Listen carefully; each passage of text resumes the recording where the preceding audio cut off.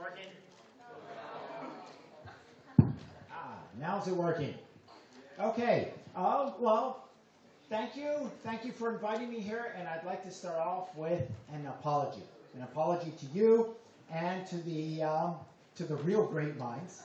I have a class in Central at 7 o'clock.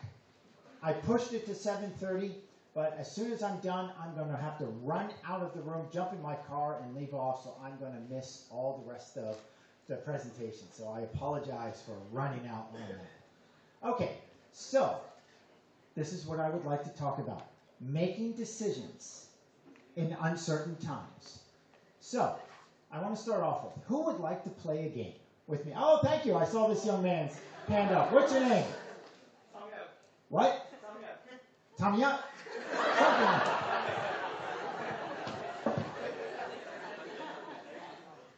This game involves money. Can you hear me?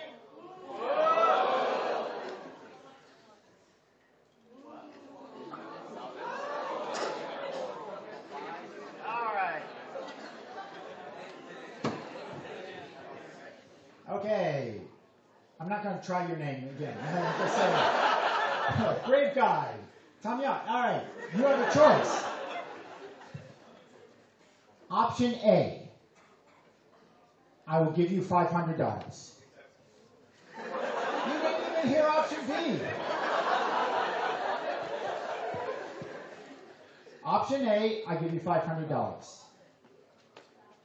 Option B, I flip a coin. If it's heads, you get 1,000. If it's tails, 0. If I were going to do this for real, what would your choice be? Guaranteed. He didn't hear that. Would you take the guaranteed $500 or the 50-50 chance at 1,000 or 0?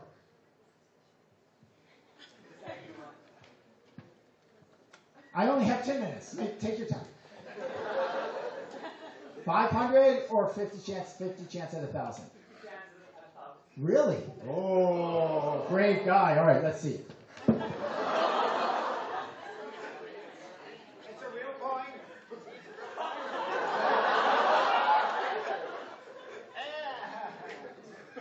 Oh, too bad you lost.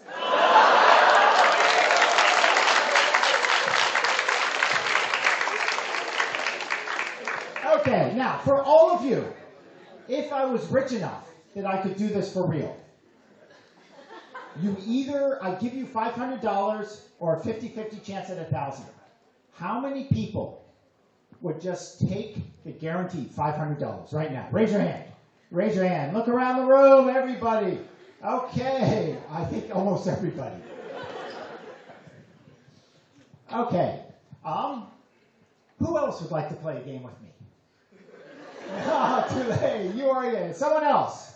Thank you. Back here. Okay, what's your name? Kevin. Okay, I can pronounce your name. Kevin. Okay. The first game was the nice Professor Mason game because I like him. This is the mean Professor Mason game. You have two choices. Option 1, you give me $500. You said you would play the game in front of everybody in this room. Option 1, you give me $500. Option 2, I flip a coin. If it's heads, you give me 1,000. If it's tails, you give me 0. What's your choice? Give me 500 or flip the coin? Flip, he says. Okay.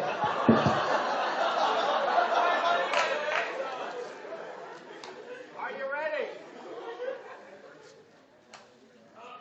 Oh. All right, you got it. Okay. If I was going to do this for real, if you have to play, you have to either give me 500 or flip a coin at 1,000. How many people would choose to just give me the $500? All right, I play with you right now.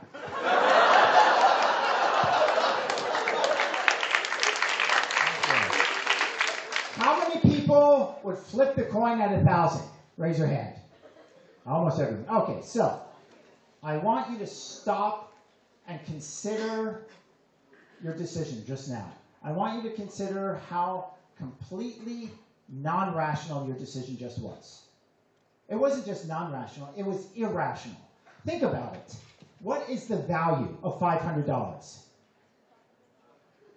$500, that's the value. What is the value of a 50-50 chance at 1,000? 500. The value of both options is exactly the same. If you were a rational person, you would have no preference. But your irrationality goes deeper than that. When I'm giving money, almost everyone in the room, except for this poor guy, almost everyone in the room takes the guaranteed 500. And when I'm taking money, suddenly you're crazy risk takers, and your decision, your preference changes totally opposite, and you gamble. If you're a risky person, you should gamble, whether I'm giving you money or taking money. If you're a cautious person, you should take the safe option, whether I'm giving or taking. Yet when I'm giving you two positive choices, almost everyone takes the cautious option. When I'm giving you two negative choices, almost everybody takes the risky option. Totally irrational. Why? The guy who came up with the explanation for this won a Nobel Prize in economics. And he's not even an economist, he's a psychologist. But he still got a Nobel Prize in economics. The principle here is called, oh, it's not there. The principle, I'll get to it. The principle is called prospect theory. And it's very simple. And it changed the way we look at how people make decisions. It changed the way how we look at the stock market. All it says is when people are given two positive choices, when they're in the domain of gains, they're thinking of two positives, we tend to be biased to be cautious. And we tend to take the safe one. When people are given two negative choices, we tend to be risky. We tend to be biased towards being risky, and we take the more risky choice. And this is exactly what happened with you right now. Two positive choices, almost everyone picks the safe choice. Two risky choices, suddenly you're crazy risk takers. Or sorry, two negative choices and you're crazy risk takers. There are whole industries based on this principle. What industry is based on this principle? Yeah, casinos, Macau. What do people do when they go to gamble? They lose because the odds are always in the favor of the house. And you lose money. You're in the domain of losses. You can either stop and play it safe, or you can gamble more and be risky. And what do people do? They gamble more. And they lose more money. Now they're in more of the domain of losses. Who is this guy? Who is this guy? Anyone know who that is? He's my hero. You know? Oh, you know. Something called what? Thank you for your participation. Totally wrong. Totally wrong, but thank you for the participation. This guy's Bernie Madoff. And you know what he's famous for? Bernie Madoff was head of one of the most respected and largest trading firms on Wall Street. He was an early innovator of electronic trading. He could promise his clients 10% returns on their money, and he delivered. They got it. And he was involved in the largest, longest, most widespread pyramid scandal in the history of the world. This one man lost $65 billion. US, not Hong Kong. That is impressive. Most countries don't have $65 billion. And this one man lost that much money. Largest fraud in Wall Street history. And you know how he did it? He went to people. He said, King Chow, let me invest your money. I promise you 10% returns, okay? And he said, yes. And so I take his money. But now there's a problem. Other people have copied my electronic trading. He no longer has a competitive advantage. He doesn't get 10% returns. He only gets 4% returns. Now he has a choice. He's in the domain of losses. He's promised 10%. He can take the safe option and go back and say, oh, sorry, I promised 10%. I only have 4. Or he can take the risky option. What do you think he chooses? He chooses the risky option. He goes to 3 more people. Let me invest your money. I promise you 10%, okay? Okay? Say yes. Yeah, okay. He takes their money. He uses their money to pay back King Chow, the first guy, and with the depleted balance he invested, and he still doesn't get 10%. So he can admit that he's no longer king or take the risky option. He takes the risky option. He goes to 20 more people, invests their money, uses it to pay off the first guy. He doesn't get enough. He takes the risky option again. He goes to 50 more people. He starts running out of people, so he joins rich country clubs. Steven Spielberg invested money with this guy and lost it. This guy runs out of rich people. He starts going to banks. HSBC lost $1 billion with Bernie Madoff. Bank Medici of Vienna, 2.1. Royal Bank of Scotland, 600,000. Right? Until he was finally caught. And when he was caught, this is a picture of his mugshot when the police took a picture of him and putting him in jail. He said once he started losing money, his pride would not allow him to stop. And so he kept losing more and more. On July 29th, he was sentenced to 150 years in prison. He's 72 years old. I don't think he's going to make it. But wait. With good behavior, he gets out early. Good behavior, he gets out in 2139. But his behavior hasn't been that good. His first month in jail, he got into 2 fights with other prisoners.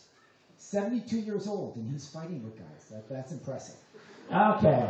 I had a few other examples I'm going to skip through because I want to talk about one guy who's very interesting. This is the guy who lost money for Sogen. This is another example. Prospect theory.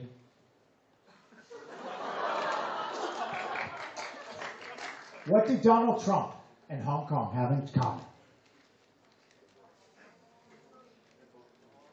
Donald Trump, the Republican nominee for President of the United States, my home country. When he first started running, nobody took him seriously. All the experts said this guy has no chance. He's goofy. They said he's a moron. He's a reality TV star. He says things that don't make any sense. He has no chance to be elected. And they kept saying he has no chance and he has no chance until finally, now he is the Republican nominee. He could be elected President of the United States. And the reason, or one of the reasons, people are speculating on a lot of the reasons, but the people who voted for him are largely, they're middle-aged white guys, like me. But unlike me, a lot of them don't have high education. A lot of them don't have jobs, or they struggle in this era of globalization. These are the people who have not been successful in adapting to the new kind of economy in the United States. These are people who are in the domain of losses. They look at the situation in America and they say, the situation is terrible and it's just getting worse. They're in the domain of losses. If you're in the domain of losses, what does prospect theory predict? It predicts that if you have 2 choices, you'll choose the more risky choice. And Donald Trump is the more risky choice. So I'm arguing that this is part of the explanation for Donald Trump. How about Hong Kong? I'm not a Hong Kong person. I've been here for 20 years, but obviously I'm not a Hong Kong person. But when I talk to my friends in Hong Kong, people tell me that things are getting worse. There's more tension than ever before. They don't like the way a lot of things are going. A lot of my friends in Hong Kong tell me that they feel like they're in the domain of losses. So if people in Hong Kong are in the domain of losses, what type of choices will prospect theory predict that they're likely to make? I'll leave you with that question. Thank you very much for inviting me, and I apologize for leaving.